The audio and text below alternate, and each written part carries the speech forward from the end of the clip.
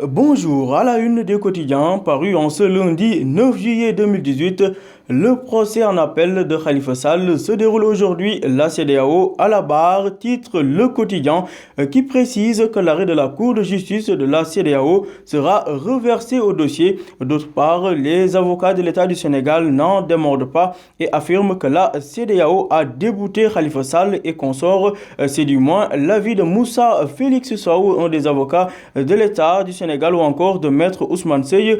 Tous affirment que l'arrêt de la CEDEAO a débouté la défense qui voulait une libération immédiate de Khalifa Sall. Maître Moussa Félix Sow qui enfonce le clou en déclarant que l'arrêt de la CEDEAO est en réalité un extrait plumitif qui n'a été signé par aucun juge, renseigne Le Quotidien, qui à sa page 5 évoque le rejet de l'inscription de Karim Wade sur les listes électorales. Les avocats de Karim en ordre de bataille. En effet, Maître Ciré Clédorli, Maître Demba Ciré Bathily, Seydou Diagne, Maître El Hadj Amadou Sall, encore Maître Madi Kenya, ont démonté les arguments de la Direction générale des élections en brandissant l'arrêt de la CREI qui stipule que la jouissance des droits civiques et politiques ne peut être perdue que par sanction pénale explicitement prononcée par la juridiction de condamnation, précise Le Quotidien. À la une du journal LAS, Demba Kandji face à la décision de la CEDEAO, ceci dans le cadre du procès du maire de Dakar qui reprend aujourd'hui. Le juge Demba Kandji, premier président de la cour d'appel, va devoir trancher la question ce matin. Nous restons à la une du journal LAS pour relayer cette fois-ci les propos de Karim Wade qui, d'après ses avocats, a déclaré « Je serai sans concession dans la défense de mes droits ». Karim en mode résistance. D'autre part, à la page 4 de l'AS, la crise universitaire est évoquée avec une année blanche qui menace l'UGB. L'Assemblée de l'université tranche ce mercredi.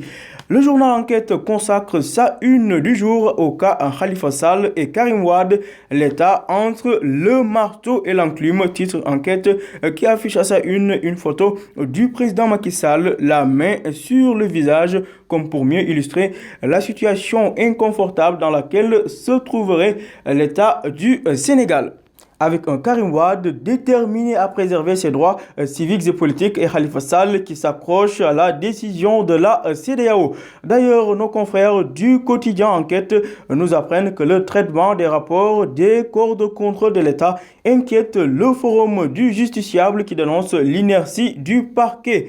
Concernant le budget de l'État, de gros nuages planent sur les recettes douanières, alors que dans le secteur du bâtiment et travaux publics, la hausse du prix du fer fait parler. L'État du Sénégal invité à réduire les taxes, confie Enquête. À la une du Témoin quotidien, les avocats de Karim Wade démontent les arguments du ministre de l'Intérieur Ali Ngouille Ndiaye et déclarent Karim est bel et bien éligible. Et c'est d'ailleurs le titre choisi par le Témoin quotidien.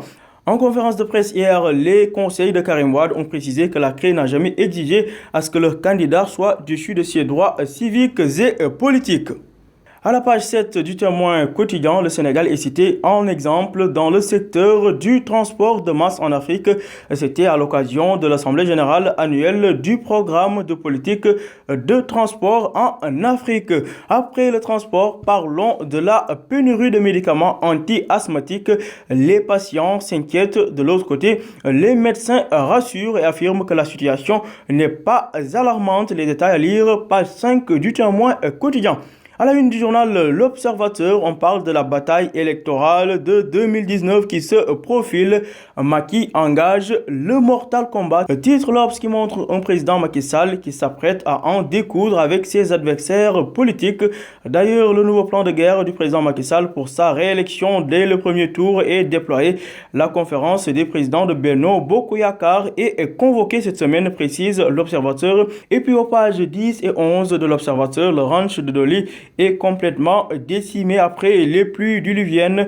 6354 têtes de bétail complètement décimées. À la une de Libération, on parle de l'attentat du Grand Bassam en Côte d'Ivoire.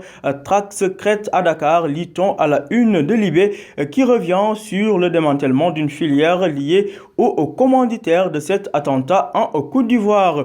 Immigration clandestine, le Barça ou Barsac reprend du service sur les côtes sénégalaises, révèle l'AS. Et puis, fait insolite à Koki avec cette histoire de vol de bétail. Un maître coranique fauché vole 7 moutons pour assurer ses charges familiales. Déjà condamné pour vol de bétail, le jeune maître coranique a remis l'affaire en commettant un nouveau vol. Le tribunal l'a condamné à 2 ans ferme de prison et 500 000 francs d'amende, révèle l'Observateur. Terminons avec du sport avec la Confédération africaine de football. La CAF fait le grand ménage dans l'arbitrage. Fin de récréation dans l'arbitrage.